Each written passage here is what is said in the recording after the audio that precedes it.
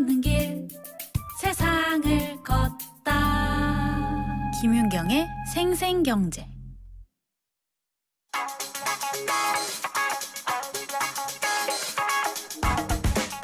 안녕하세요. 멜로디 경제 대중음악평론가 이대화입니다. 세계적인 작곡가도 홍보가 안 되면 불만인가 봅니다. 팝음악계의 가장 유명한 작곡가 중 한 명인 다이앤 워렌이 자신의 곡 그레이트풀이 제대로 홍보되고 있질 않다면서 방송에서 공개적으로 레이블과 가수를 비판했습니다. 그레이트풀은 리타오라가 발표하고 소니뮤직에서 발표됐는데요. 이번에 아카데미 주제가상 후보에 올라서 더 큰 관심을 받았죠. 그런데 다이앤 워렌은 이 노래가 수억 명이 지켜보는 엄청난 무대에 올려지는데도 리타오라는 그저 2번의 투입밖에는 하지 않았다면서 너무한 것 아니냐는 발언을 했습니다.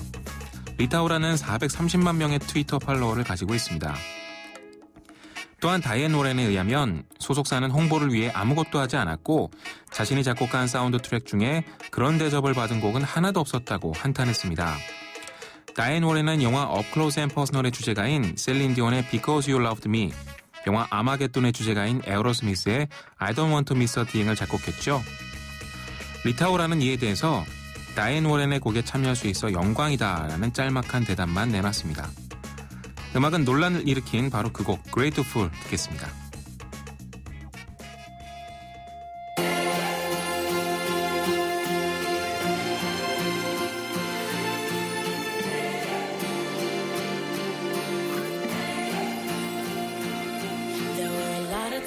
To cry through a lot of battles left me battered and bruised, and I was shattered, had my heart ripped in two.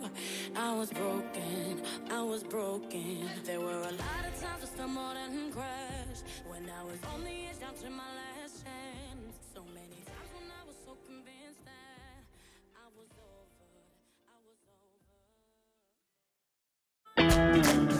over. 논란이 되고 있는 경제 이슈에 생생경제가 떴다. 생생경제 오늘의 두 번째 인터뷰는요. 네, 지난달 소비자 물가 상승률 발표 후 커지고 있는 디플레이션 공포입니다.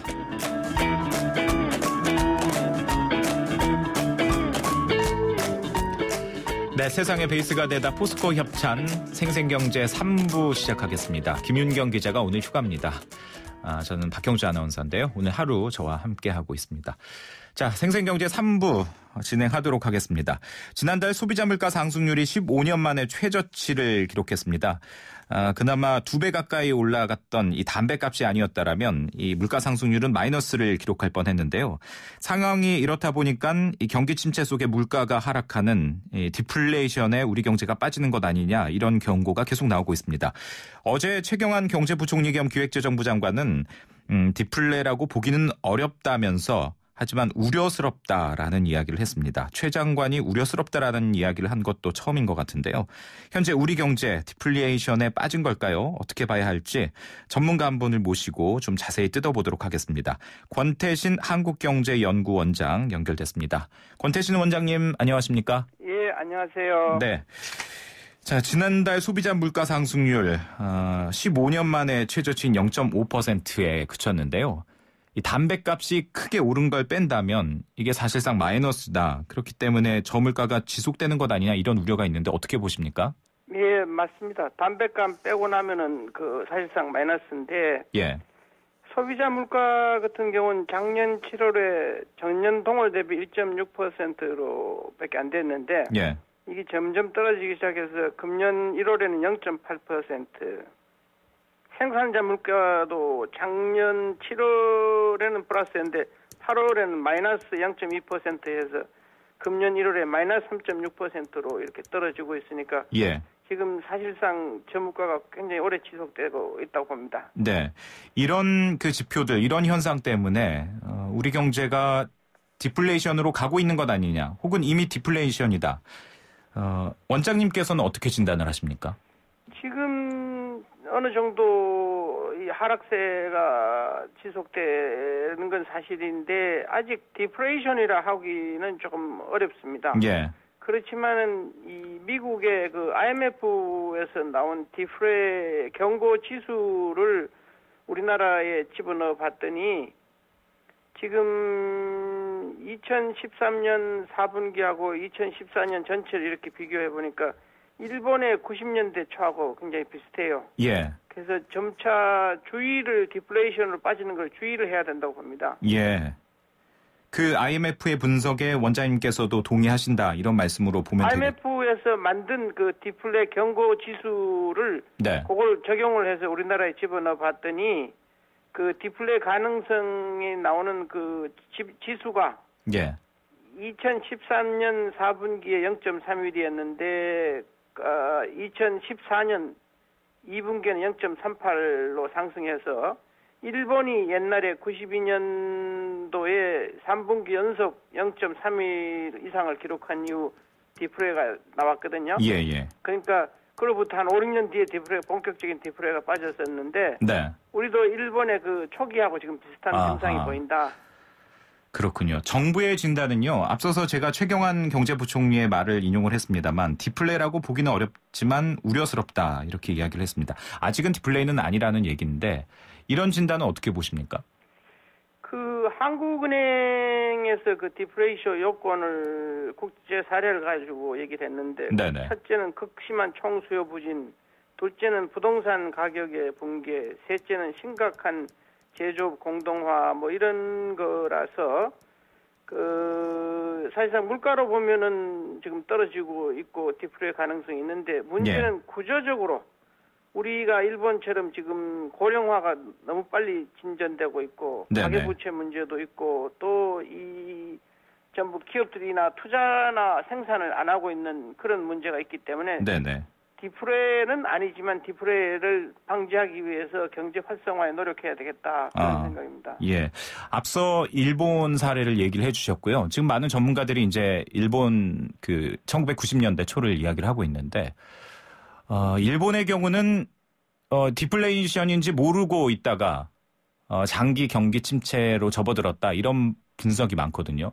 그런데 우리나라는 지금 이미 그 여러 전문가들이 디플레이션에 대한 우려를 나타내고 있는 상황이니까 이걸 그 준비를 하면 일본처럼 될 것이다 이런 우려는 좀 단순히 얘기하면 좀 안 해도 되는 것 아닙니까? 어떻게 보십니까? 그렇다. 우리가 미리 알고 있기 때문에 그런데 문제는 그렇게 하려면 사람들이 소비를 많이 할 수 있어야 되고 또 소비가 많이 되면 기업들이 투자를 많이 할 수 있어야 되고 하는데 지금 투자를 하려고 해도 각종 규제에 묶여서 못하고 있고 또 이 투자가 늘어나지 않고 외국인 투자가 오르지 않으니까 일자리가 새로 안 생기니까 또 사람들이 소비를 하지 않고 또 정년퇴직하고 나서도 30년 이상 더 살아야 되니까 소비를 점점 줄이고 이런 상황이니까 알면서도 지금 아무런 조치를 안 하고 지금 가는 그런 상황이니까 걱정스럽습니다. 예.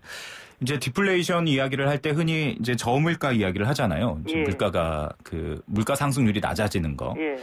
근데 좀 단순하게 생각을 하면요. 우리가 뭐 그 점 찍어뒀던 물건도 이 세일할 때 좀 싸지면 좀 구입을 하지 않습니까?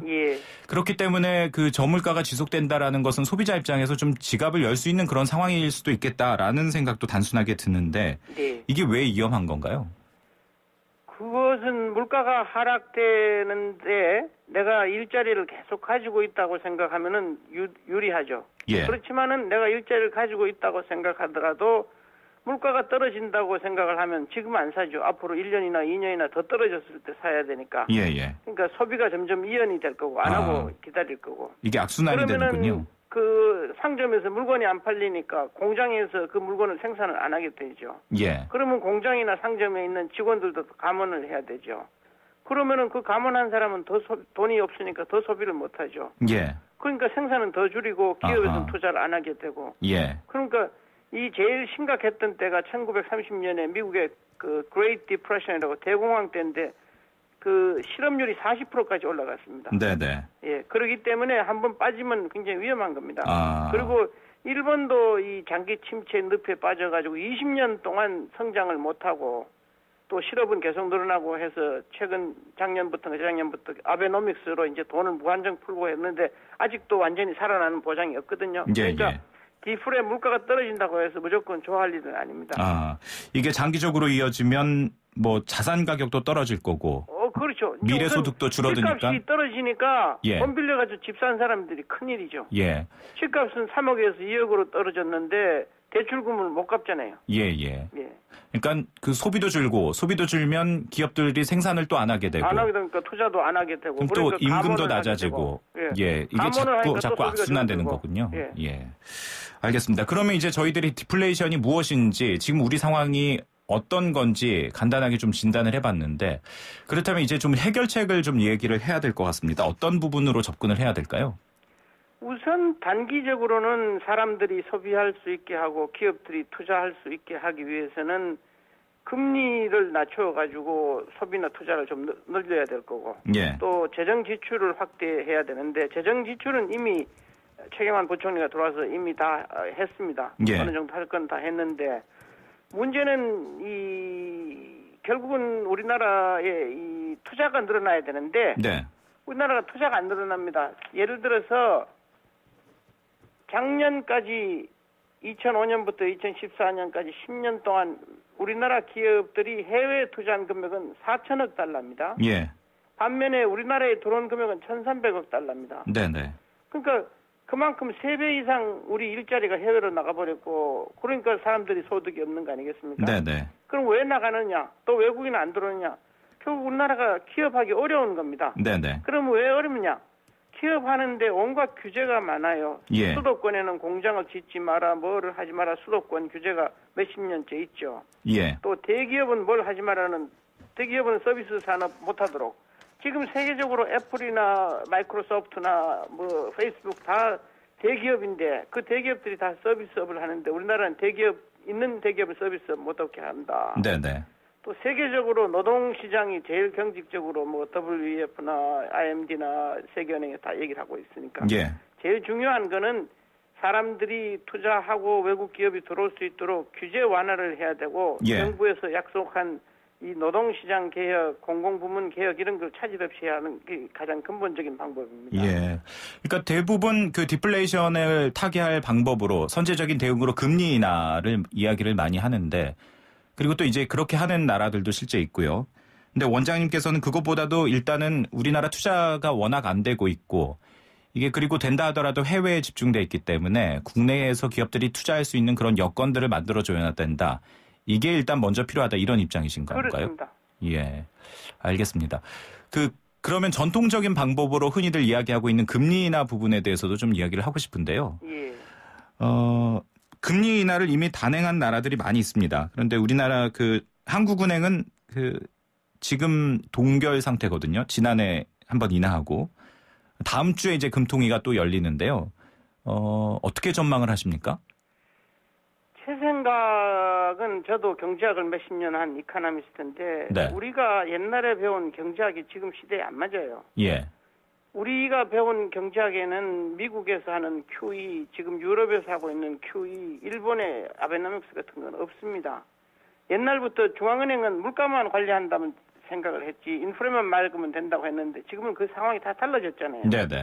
전 세계가 다 달라지고 또 미국이 이제 경제가 좋으니까 살아남기 위해서 국제금융센터 자료에 의하면 작년 1월 이후 지금까지 18개 나라 최근에는 덴마크, 호주가 다 금리 인하를 하고 이런 식으로 전 세계가 지금 다 이 디플레이션이라든지 또 자국의 수출을 돕기 위해서 금리 인하를 통해서 자국 가치 평가를 떨어뜨리는 이런 온갖 수단을 다 동원하는데 우리는 너무 타이밍이 늦은 거 아닌가 그런 걱정이 듭니다. 오히려 늦었습니까? 그렇다면 그 다음 주에 뭐 이건 나와봐야 알겠습니다만 적극적으로 금리 인하를 해야 된다라고 생각을 하시는군요, 원장님께서는. 저는 하루라도 빨리 하는 게 작년부터 우리는 계속 하자고 얘기를 했습니다. 그렇군요. 그런데 이제 뭐 이런 논쟁은 계속 되풀이 됩니다만 금리 인하와 함께 걱정되는 게 가계부채 문제거든요. 우리나라 가계부채가 뭐 심각한 것은 뭐 여러 차례 지적됐고요. 또 금리를 인하해서 돈을 많이 풀어도 이게 실질적으로 그 시장에서 돈이 많이 굴러가느냐.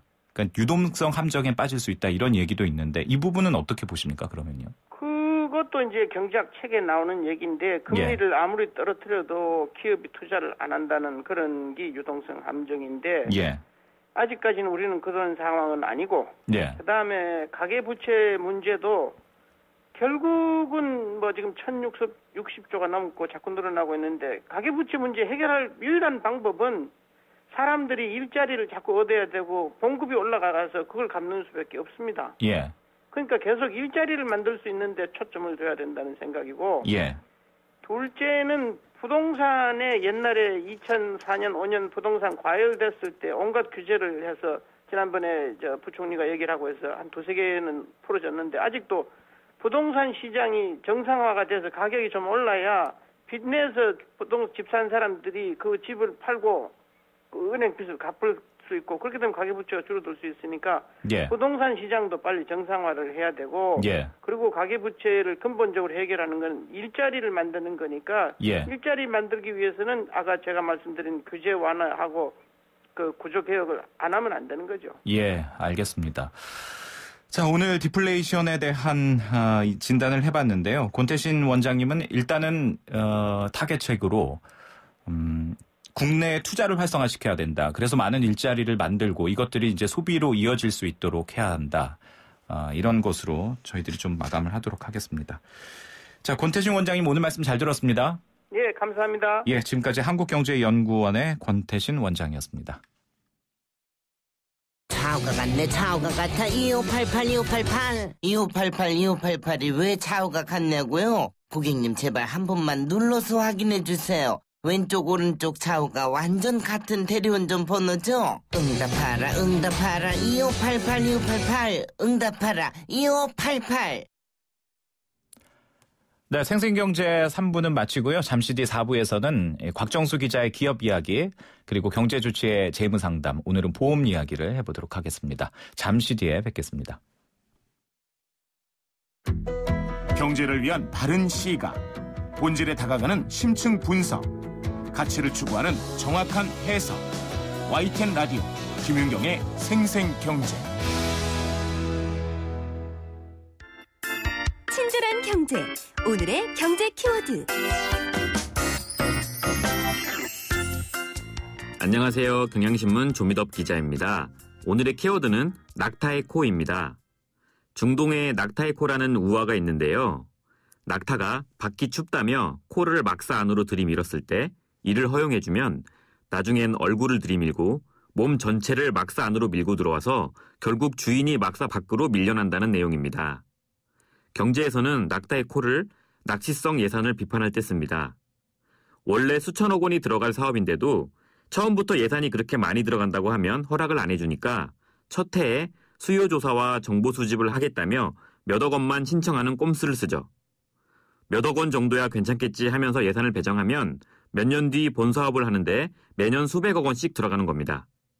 국회의원들이 자기 지역구를 챙기느라 쪽지 예산으로 이런 예산을 밀어넣는 경우도 있는데요. 낙타의 코를 막사 안에 들여놓으면 안 되듯이 이런 예산도 잘 걸러내야 합니다.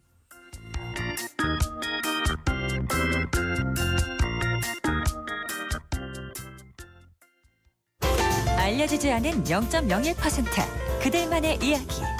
곽정수 기자의 기업 이야기. 네. 모든 사람이 꿈을 꿈꾸는 내일 롯데건설 협찬입니다. 김윤경의 생생경제 4부 시작하겠습니다. 0.01% 대기업 기들만의 뒷이야기를 살펴보는 시간이죠. 한겨레 신문 경제부의 곽정수 선임기자와 함께하겠습니다. 곽 기자님 안녕하십니까? 예, 안녕하세요. 네. 자, 오늘은 금호산업 인수합병에 대해서 이야기를 해보도록 하겠습니다. 상반기에 M&A 최대 매물로 꼽히고 있는데 네. 일단 그 금호산업이 어쩌다가 인수합병 대상이 됐는지 이거부터 좀 짚어볼까요? 예. 그 금호그룹은 이제 승자의 저주로 좀 유명하잖아요. 예. 그 2006년에 이제 대우건설을 인수해서 덩치를 키우는 데 성공을 했는데 그때 당시 이제 재계 10위권 밖에서 단숨에 재계 10위권 안으로 진입을 했죠. 네. 그리고 박상구 회장이 수년 내에 재계 5위에 진입할 것이라고 이제 공언을 했는데, 근데 이 M&A 성공이 재앙으로 돌변한 거죠. 예. 이 대우건설을 지나치게 높은 가격으로 인수를 했는데요. 당시 이제 시장에서는 적정가 한 3조 원 정도 얘기가 있었는데 실제 인수 가격은 6조를 훌쩍 넘었어요. 예. 더구나 이 인수 자금이 자체 여유 자금으로 된 게 아니라 네네. 외부에서 빚을 얻은 거죠. 아. 4조 원 이상이나. 네네. 근데 이제 요새는 그 외부에서 빚을 얻으면 거기에 높은 수익률을 보장을 해야 돼요. 네. 근데 그러니까 투자자들이 대우건설의 주가 하락시 이제 손실을 보게 되는데 거기에 대해서 보전 약속을 했는데 불행히도 이제 대우건설이 주가 하락으로 인해서 수조 원대 자금 압박을 받게 됐고 이걸 견디지 못해서 결국은 워크아웃 신청을 했죠. 예. 채권단이 당시에 이 박 회장의 주식을 담보로 잡으면서 경영 위기를 타개하라는 책임을 부여했어요. 네. 그래서 이제 경영 정상화가 이루어져서 워크아웃을 졸업하면 채권단이 그 출자 전환으로 보유한 금호산업 주식 있지 않습니까? 예. 그것에 대한 우선 매수권을 박 회장한테 주기로 약속을 했죠. 그때. 그래서 이제 이번에 이제 지금 완전히 워크아웃을 이제 조건부 졸업이라고 하는데. 예. 그래서 이제 금호산업 그 워크아웃 그 조건부 졸업에 따라서 산업은행 등 채권단이 갖고 있는 주식을 지금 매각하게 된 거죠 이번에. 예, 그렇군요. 그러니까 빚내서 좀 몸집을 키우다가 이게 수익률을 못 내니까 결국은 이제 마이너스가 되고 부담스러워진 그런 상황이 된 건데요. 그렇죠. 승자의 저주라 그러죠. 예. 그러면 지금 그 인수 적격자로 꼽힌 회사들은 어디가 있습니까? 그러니까 지난달 25일 날 인수양서를 접수를 했지 않습니까? 예. 그래서 지금 5곳인데요. 그 호반건설이라고 호남에 기반 두고 있는 건설사고요. 그다음에 나머지 4곳은 이제 사모펀드예요. 예. MBK라는 데도 있고 IBK, 또 IMM, 또 자베즈 이렇게 돼 있는데 원래는 이제 신세계가 포함해서 6곳이 신청을 했었어요. 그렇죠. 네, 신세계는 이제 아시다시피 유통업계 강자인데. 네네. 그래서 굉장히 이제 관심이 많았죠. 그런데 이쪽이 접수한 지 바로 뒤에 스스로 철회를 했습니다. 아하. 그래서 이제 시장에서 이제 그 배경을 놓고서 설왕설래가 있었는데 유통업계에서는 신세계그룹이 처음부터 인수이사가 있었던 건 아니고 경쟁그룹인 롯데그룹의 참여를 견제하기 위해서 양서를 접수했다가 롯데가 이제 불참한 것을 확인하고는 자기도 빠진 것으로 그렇게 해석을 하고 있습니다. 예. 근데 앞으로 잠깐 일정을 보면은 지금 5주간의 실사를 마친 뒤에 4월 중하순에 본입차를 하고요. 예. 여기서 가장 높은 인수 희망 가격을 제출한 기업이 지금 그 인수 후보가 우선 협상 대상자로 선정이 돼요. 예. 그럼 2단계로 이 가격, 우선 협상 대상자가 제시한 가장 높은 가격에 박상구 회장이 그 금호산업 주식을 인수할 거냐를 선택하기로 했습니다. 아까 말씀드린 대로 우선 매수권이 있기 때문에. 네네. 그래서 박 회장이 그 가격에 인수를 하면 금호산업 주식이 박 회장에 넘어가는 것이고, 만약에 인수할 여력이 안 되면 아까 된 우선 협상 대상자에게 인수 협상 넘어가는 거죠. 그러니까 이제 쉽게 말해서 좀 예를 들어서 설명을 하면 인수 참여자들이 가장 높은 가격이 우리가 1조 원에 이걸 인수하겠다라고 내놨는데 그 우선 매수권을 지닌 박상구 회장이 그래 좋다 1조에 우리가 사겠다 하면 이게 이루어지는 거고. 그렇죠. 우리는 할 수 없다라고 하면 그 1조를 그 적어낸 그 참여업체가 인수를 하게 되는 거군요. 네, 그쪽이 이제 인수 협상을 하게 되는 거죠. 그렇습니까?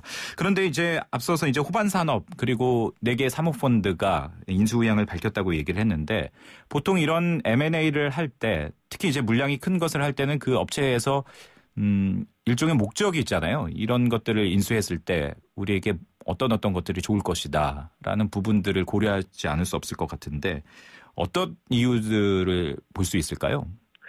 우선은 이제 금호산업은 금호그룹의 지주회사 역할이에요.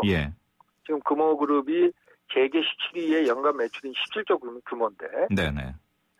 이 금호그룹에서 가장 주목받고 있는 계열사가 이제 금호산업이 그 주식을 갖고 있는 아시아나항공입니다. 아시아나항공은 뭐 아시다시피 그 2대 국적 항공사 중에 하나잖아요. 그렇죠. 대한항공과 함께. 그리고 이제 그 아시아나항공 밑에 에어부산이라든가 금호텀이라든가 이런 다른 계열사들이 딸려 있어요. 그래서 이제 지금 보면 이런 계열사들이 전국에 한 10개 이상 되는 지역에 버스터미널을 갖고 있고 또 서울 광화문에 사옥도 있고 골프장도 2곳 있고 또 베트남에도 복합빌딩이 있고 이렇게 다수의 부동산을 보유하고 있고요. 아까 말씀드린 것처럼 아시아나항공 자체에 대한 관심과 함께 그 항공산업에 딸려 있는 면세 사업이라든가 물류 사업이라든가 기내식 사업이라든가 여러 가지 이런 사업들에 대한 개개의 관심들이 있는 것 같아요. 예, 그렇군요. 그 박삼구 금호아시아나 회장이 이런 얘기를 했습니다. 금호 산업 누가 인수하는 게 이치에 맞겠느냐. 그러니까 본인이 이것은 인수해야 된다. 굉장히 강력하게 이제 그 의사를 밝힌 건데 이런 말을 한 배경은 어떻게 보십니까? 지금 박삼구 회장으로서는 절체절명의 순간이라고 볼 수 있어요. 예. 그 금호그룹이 창업된 게 1946년이에요. 네네. 박인천 회장이 이제 창업을 했는데 지금 박삼구 회장이 부친이죠. 네. 원래 이제 이게 택시 회사로부터 시작됐거든요. 예. 그래서 지금 이제 내년이 이제 70주년이 되는데 이 금호그룹 그래서 이제 박삼구 회장 일가 입장에서는 이 금호그룹을 계속 지키느냐 아니면 이제 손에서 놓느냐는 그런 이제 기로에 쓴 거죠. 예. 예. 그래서 이제 박 회장 입장에서는 지금 올인 작전, 필사적인 자세인 것 같고요. 예. 그거는 이제 얼마 전에 그 인수 의향서를 마감하기 전에 그룹 인사를 단행한 데서도 좀 엿볼 수 있었어요. 예. 그 박삼구 회장의 아들인 박세찬 부사장이 있는데 아시아나항공 자회사인 아시아나 에바카스 사장으로 임명을 했습니다. 이거는 이제 제기에서는 그룹 경영권을 사수하겠다는 그런 의지 표명으로 해석을 하고 있습니다. 예, 그렇군요. 어떻게 보면 그 우선 매수권자가 일단은 박삼구 회장이기 때문에 굉장히 키를 가지고 있잖아요. 그리고 또 그 키의 역할을 할 수 있는 게 결국은 이제 자금력일 텐데. 그렇죠. 이 부분은 어떻게 그 재계 안팎에서 전망을 합니까? 현재 이제 시장에서 주가하고 그다음에 경영권 프리미엄을 감안하면 한 인수가격이 한 1조 원 정도 되지 않겠느냐고 이제 추정들을 많이 하는 것 같아요. 예. 근데 금호그룹에 따르면 박 회장이 인수하는 데는 문제 없다, 돈은 걱정 없다 이렇게 이제 내부적으로 이제 호언을 했다고 그러고요. 예. 재계에서도 박 회장 본인의 자금은 얼마 안 되지만 나머지는 빌려서라도 아마 1조 원 정도면 조달이 가능하지 않겠냐 하고 이제 보는 것 같습니다. 예. 금호그룹의 임직원들한테 물어봐도 그렇고요. 네네. 결국 이제 물론 이제 최종 인수 가격이 더 오르냐 하는 문제는 이제 남아 있겠죠. 네. 근데 이제 박 회장 입장에서는 신세계가 철회를 한 데다가 원래 이제 이 인수 유력 후보로 뭐 롯데, CJ, 삼성 이런 데가 좀 거론이 됐었어요. 근데 여기가 이제 일단은 다 빠진 걸로 돼 있잖아요. 네네. 그러다 보니까 이제 가격 경쟁이 좀 완화된 측면이 도움이 좀 될 것 같고 이제 다른 인수 후보들 사정도 좀 변수인데 호반건설의 경우에는 지난해 11월에 갑자기 금호산업 지분을 한 5% 이상 사가지고 배경에 관심이 모아졌죠. 네. 근데 나름대로 이제 다크호스로 볼 수가 있는데 내부적으로 보면 자금 동원력이 어느 정도는 있는 것 같아요. 근데 1조 원대까지 조달할 수 있을까? 이거는 좀 의문이 좀 있는 것 같고 더군다나 이런 국적 항공사를 포함한 어떤 큰 거대 기업을 운영할 정도의 능력이 있겠냐 이거 아직 이제 검증이 안 되지 않았어요. 그런 문제가 있는 것 같고 이 사모펀드들이 이제 네 곳이 있는데 이쪽은 좀 법상의 제약이 좀 있어요. 지금 아시아나항공이 이제 국적 항공사다 보니까 법상 외국 자본이 50%를 넘으면 안 돼요. 그렇군요. 그래서 이제 사모펀드들 앞으로 컨소시엄을 구성하지 않겠냐는 예상들이 많습니다. 그러면 그 컨소시엄에 어떤 새로운 기업이 또 등장할 가능성도 완전 배제를 못하는 거죠. 예, 사모펀드의 경우는 뭐 이걸 직접 경영권을 행사하기보다는 그 아시아나라는 좋은 그게 있기 때문에 이걸 나중에 이제 재매각하는 뭐 이런 것들도 염두에 두겠군요. 그러면 이제 경영 주체를 아마 컨소시엄 형태로 포함시키지 않겠냐는 게 일반적인 관측입니다. 네, 그 박삼구 회장이 이 인수를 성사시키기 위해서 정계까지 작업을 한다 이런 얘기도 있습니까? 그 원래 박삼구 회장이 재계에서도 마당발로 유명해요. 네. 박 회장이 현재는 이제 인수 명분으로 하나 남은 호남 기반의 그룹이라는 걸 이제 제시하고 있거든요. 네. 이걸 내세워서 기존에 다져오는 어떤 정관계 광범위한 인맥을 통해서 정치 작업을 지금 열심히 하고 있다는 소문이 많습니다. 정치권의 실세 어떤 친문설도 있는데 뭐 대표적 인사로 거론되는 분을 잠깐 거론하면 청와대 비서실장 하다가 최근에 그만두셨죠. 김기춘 전 실장. 이분은 전에부터 하여튼 그 박삼구 회장의 친분이 깊은 걸로 그렇게 알려져 있고. 인수의향서 제출 하루 전에 상당히 좀 그 재계에서 화제가 됐던 사건이 있었어요. 청와대에서 박 대통령 주재로 재계 총수들 초청 오차를 가졌는데 그때 대통령이 기업들의 문화체육 분야의 후원, 이걸 흔히 이제 메세나라고 그러는데 이 그렇죠. 메세나 활동에 적극 지원을 당부를 했습니다. 근데 박 회장도 그 초청 오찬에 참석을 했는데 네네. 그 대통령이 말한 바로 다음 날 한국 메세나협회 회장으로 선임이 됐어요. 네. 그래서 계기에서는 이건 그냥 오비락은 아니다. 얼마나 이제 박 회장이 지금 여러 가지로 열심히 뛰고 있는지를 보여주는 어떤 단편적 어떤 그런 하나의 증거 아니냐 이렇게 이제 보는 것 같습니다. 그런데 이제 인수를 성사시키는데 그 정부의 역할이 중요합니까? 영향력이 있습니까? 어떤 부분에서 미치는 건가요? 이게 쉽게 얘기하면 그 인수 작업을 지금 주관하는 데가 산업은행이거든요. 그렇죠.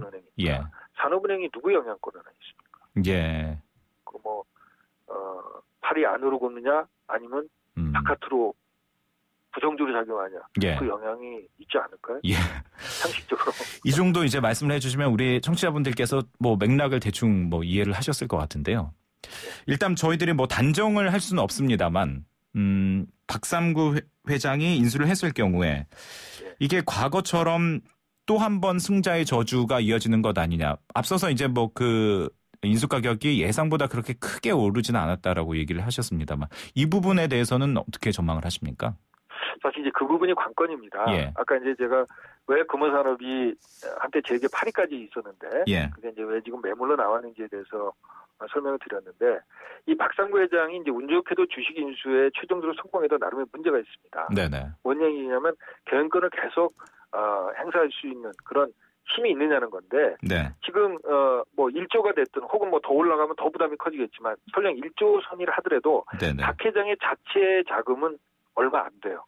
결국 또 외부에서 빌려야 된다는 얘기가 나오거든요. 물론 이제 일부에서 재계에서는 뭐 지원군으로 뭐 특정 그룹 이름이 나오기도 하지만 그러나 그 사람들도 공짜로 빌려주는 건 아니잖아요. 그렇죠. 그럼 거기에 대한 대가를 반드시 받을 텐데. 근데 지금 아쉽게도 금호산업이 아까 워크아웃을 조건부로 졸업했다고 그러는데 지금 경영 실적이 썩 좋지를 않아요.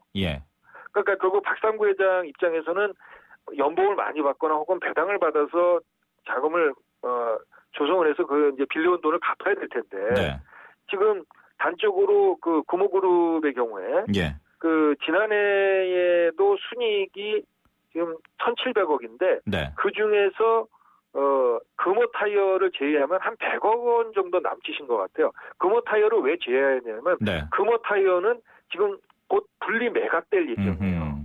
그러니까 금호타이어는 사실은 그렇죠. 금호타이어는 엄밀하게 보면 지금 금호라는 이름을 쓰지만 결국은 금호산업에서 이제 벗어나야 되거든요. 그럼 자체적으로 좀 경영 실적이 너무 취약해서 과연 대우건설 인수 때 그 승자의 저주가 또 재현되지 않겠느냐. 그런 우려가 나오는 거죠. 물론 이제 박삼구 회장 본인도 이런 우려들을 잘 알고 있을 텐데 어떻게 뭐 전개가 될지 좀 지켜봐야 될 것 같습니다. 지켜봐야 될 것 같습니다. 자, 오늘 경제 이야기, 기업 이야기, 한겨레 신문 경제부의 곽정수 기자와 함께했습니다. 오늘 말씀 잘 들었습니다. 감사합니다. 든든한 우리 집 경제 주치, 생생주치.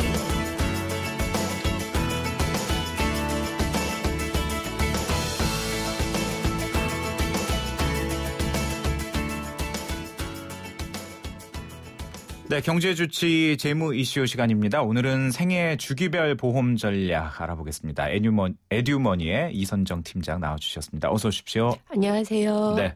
자, 보험은 사실 뭐 많은 분들이 뭐 실제로 드시고 또 이제 관심을 갖는 그런 부분인데, 우리나라에서 뭐 얼마나 보험을 이용하고 있습니까? 이게 조사된 게 있나요?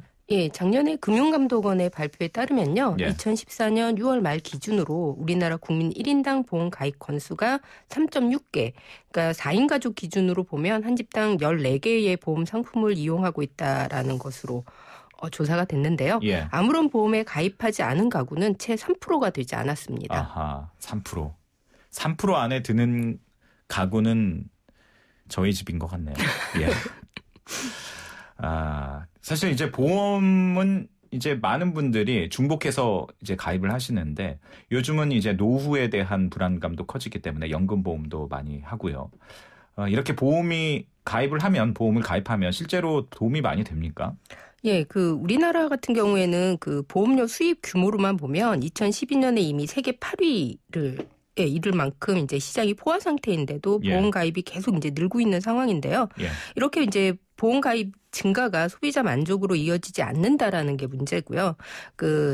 2014년 세계 보험 보고서에 따르면 한국의 보험 만족도가 조사 대상국 30곳 중에서 최하위에서 15% 정도로 나타났습니다. 이거는 이제 금융 후진국이라고 하는 러시아나 중국보다도 뒤처지고 있는데요. 특히 보험사의 그 무분별한 가입 권유나 아니면 불안전한 판매, 또 까다로운 보험급 지급과 지급액 축소 등이 이제 만족도를 크게 떨어뜨리는 걸로 조사가 됐습니다. 그럼에도 불구하고 이제 보험에 가입하는 건 뭐 위기 상황일 때 최악은 면할 수 있다 이런 기대감일 텐데 오늘 이 시간에는 이제 생애 주기 이른바 생애 주기별 보험 상품에 대해서 좀 알아보도록 하겠습니다. 먼저 임신을 했을 경우에 제일 먼저 준비하는 게 이제 출산용품 아닙니까? 그런데 이거보다 더 앞선 게 태아보험이라고요. 그 태아보험은 어린이 보험에 태아 특약을 더한 보험이라고 할 수 있는데요. 이런 태아 관련 그 특약은 임신 22주 전에 가입을 하셔야 됩니다. 그래서 이제 임신하시면 보통 가입을 하시게 되시는데 그 선천성 기형이나 아니면 저체중 출산 또 인큐베이터 비용이나 신생아 질병 등을 보장하는 게 태아를 위한 특약이고요. 또 여기에 이제 산모를 위해서 뭐 출산 위험이나 질병 등을 보장하는 특약이 덧붙여지고 여기에 이제 어린이 종합보험 형태로 이제 구성이 되는 것이죠. 어느 시기에 가입하면 좋습니까? 태아보험은? 그 태아는 피보험자로 인정이 되지 않기 때문에 엄밀하게 말하면 태어나기 직전에만 가입하시면 됩니다. 즉 임신 초기가 아니라 36주에서 39주 사이에 가입해도 상관이 없다라는 건데요. 단 이제 노산이나 아니면 산모의 어떤 건강상의 이유로 해서 산모 관련 보장이나 아니면 신생아 특약이 필요하다면 22주 전에 가입을 하셔야 됩니다. 그렇군요. 그런데 우리가 어린이 보험도 있잖아요. 근데 이것과 태아보험하고 어떻게 많이 다른가요? 아니요. 신생아 특약을 제외하면 전혀 차이가 없는데요. 그 어린이 보험은 각종 상해나 질병, 사고 또 학교폭력 등에 대한 그런 각종 위험에 대비하는 종합보험인데요. 오히려 그 성인의 그 종합보험, 성인을 대상으로 한 종합보험과 별로 차이가 없습니다. 오히려 그 어린이 특약이라고 하는 계약 때문에 보험금이 좀 과다하게 책정되는 경우가 있는데요. 예를 들면 이제 보통 이제 성인 종합보험에서는 그냥 암 진단금 얼마 이렇게 가입이 되는 게 이제 어린이 보험에서는 암 진단금에 백혈병이나 골수암을 다 포함을 하고 있음에도 불구하고 뭐 다발성 소아암, 일반암, 뭐 조혈 묘세포 이식 수술 특약 뭐 이런 식으로 다 구분을 해서 별도로 가입을 하게 되다 보니까 보험금이 좀 높아지는 경향이 있고요. 또 식중독이나 유괴 납치 또 학교폭력 등의 특약을 추가하게 되는데 이런 것들은 사실 혜택이 많지도 않고요. 사실 경제적인 문제라기보다는 어떤 정서적인 후유증 아니면 뭐 이제 그 환경이나 사회 제도적인 이런 문제들이 더 큰 거기 때문에 굳이 보험에 가입할 필요가 있을지는 생각을 좀 해보셔야 됩니다. 그렇군요. 그런데 이제 자녀들이 어릴 때는 뭐 잔병 치레도 많고 여기저기 다치는 경우가 있어서 보험 하나 정도 들어두면 괜찮지 않을까 이렇게 생각하시는 분도 있을 것 같은데요. 실제로 도움이 많이 되나요? 그 어떤 이제 분이 이제 어릴 때 이제 치과 진료를 자주 받으니까 치과 갈 때마다 뭐 10,000원씩 통원비를 받는다라고 해서 이제 그 특약 치과 그 통원 치료 특약을 추가해서 가입을 하셨는데요. 막상 이제 보험금을 청구했을 때는 지급이 거절이 됐습니다. 이유가 뭐냐하면 그 약관상 그 국민건강보험 급여 항목 진료를 받았을 때만 10,000원을 지급을 한다라는 건데 치과 치료는 이 급여 항목이 굉장히 적거든요. 그래서 충치로 치료를 하더라도 아말감으로 이게 충전을 했을 때는 급여가 되지만 보통 많이 사용하는 은이나 레진은 비급여 항목이에요. 그래서 아이가 이가 썩었을 때 레진이나 은으로 충전을 하게 되면 비급여기 때문에 이 10,000원을 못 받게 되시는 거죠. 그래서 실질적으로 도움이 되는 경우는 좀 적다라고. 그렇겠네요. 그렇다고 뭐 급여 항목대로만 앞으라는 법도 없으니까. 그러니까. 이런 건 그 비용 부담에 비해서 실제적으로 얼마나 도움을 받는지 이건 좀 따져봐야 될 것 같습니다. 그렇다면 어린이 보험은 어떻게 가입하는 게 좋습니까? 그래서 기본 계약이라고 하는 사망 보장금은 최대한 낮게 가입하시고요. 큰 병에 대한 진단금 위주로 가입하시고 여기에 이제 실손 단독형 실손 상품들을 좀 이제 추가하시는 형태로 가입을 하시면 좋습니다. 네. 그래서 실손의료비에서 어차피 수술이나 입원비 보장을 받기 때문에 네. 별도의 수술비 특약이나 입원비 특약은 이제 중복인 셈이 되시고요. 예. 또 보장 기간을 가능한 짧게, 납입 기간은 길게 가입하시는 게 좋으신데요. 요즘 어린이 보험도 보통 100세 만기로 가입을 하시는데 예. 그 현재의 의료 그 기준이나 아니면 그 질병을 기준으로 해서 작성된 보험이 과연 7, 80년 후에도 유효할까는 한번 좀 따져보셔야 되세요. 그렇겠네요. 차라리 뭐 기술의 변화나 의료 환경의 변화나 또 화폐 가치가 떨어지는 것들을 감안을 하면 네. 보장의 유효기간이란 게 한 20년 정도라고 보시면 되시거든요. 그래서 25세나 30세 만기로 가입을 하시고 그다음에 이제 월 보험 보장 그 납입 기간이 길수록 월 보험료가 낮아지기 때문에 네네. 가능한 정기납 보장 기간 내내 보험료를 내시는 정기납으로 가입을 하시는 게 좋겠습니다. 예. 개인으로 봐서 이제 본격적으로 보험을 드는 시기가 취업을 하고 좀 돈을 버는 그런 시기잖아요. 네. 그 보험을 가입할 때 이 정도의 시기가 적절합니까? 어떻게 보시나요? 예, 보통 사회생활 시작하시면 종신보험이나 건강 관련된 여러 가지 보험을 가입을 하시는데 예. 그 부양가족이 없는 성인이라면 보험이 크게 필요하지 않습니다. 예. 그래서 그냥 본인의 건강과 관련된 의료 실비보험 정도면 충분하시고요.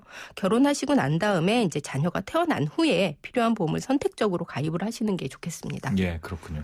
사실 요즘 뭐 많은 분들이 아시겠지만 보험금 때문에 전 남편, 일가족을 살해한 그 사건이 굉장히 떠들썩하잖아요. 이 말은 다시 말해서 실질적으로 그 가장의 사망을 대비해서 보험을 드는 가구들이 많다 이렇게도 좀 볼 수 있을 것 같은데 그렇습니까? 예, 그 가장의 조기 사망 대비하시는 보험들 많이 드시는데요. 예. 주로 이제 이런 사망 보장 이 되는 보험들이 종신보험 또 정기보험이 있습니다. 근데 예. 종신보험은 그 보험 기간을 한정하지 않고 평생 동안 이제 보장하는 보험이고요. 정기보험은 보장 기간 내에 사망했을 때 보험금을 지급하는 상품이거든요. 그래서 네. 이제 가장이 사망했을 때 나오는 보험금으로 이제 유족이 생활을 보장할 수 있게 되는데요. 어차피 이런 유족의 그 생활 보장이 필요한 시기가 자녀가 미성년일 때 이기 때문에 종신보험이 네. 아니라 정기보험으로 가입을 하시고 또 이제 보험자의 형편에 따라서 그 보험 기간과 가입 금액을 조절하시면 되시거든요. 네. 예를 들자면 이제 30대 남자가 사망보험금 1억으로 종신보험을 가입을 하시면 보험료가 한 15만 원 정도 나오세요. 네. 근데 마찬가지 1억을 60세 만기로 정기보험을 가입하시면 한 3만 원 정도면 되시거든요. 예. 그래서 차라리 정기보험을 가입을 하시고 매달 12만 원을 따로 이제 저축을 하신다라고 하면 네네. 이제 비상시에 활용할 수 있는 금융자산도 모으고 또 그 혹시 모를 위험도 보장을 할 수 있으니까 좋으실 것 같습니다. 알겠습니다. 저희들이 뭐 암보험이나 질병보험, 뭐 노후보험 이런 얘기도 해야 되는데 준비된 시간이 다 돼서요. 이 이야기는 나중으로 좀 아껴두도록 하겠습니다. 생애 주기별 보험 전략 에듀머니의 이선정 팀장과 함께 이야기 나눴습니다. 말씀 잘 들었습니다. 네, 감사합니다. 생생경제를 다양하게 만나는 방법. YTN 라디오 앱 예스와 YTN 라디오 웹사이트, 팟캐스트를 통해서 실시간 청취와 다시 듣기가 가능합니다. 언제 어디서나 손쉽게 만날 수 있는 생생경제. 참 좋다.